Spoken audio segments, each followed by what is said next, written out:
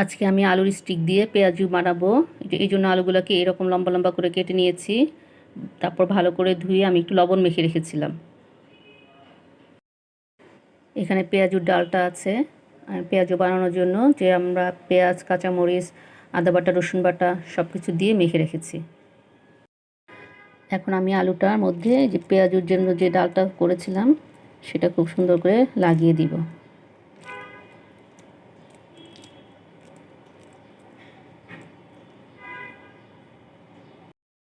পেঁয়াজের স্টিকগুলো আমার বানানো হয়ে গেছে। এখন আমি এটা গরম তেলে ভেজে নিব।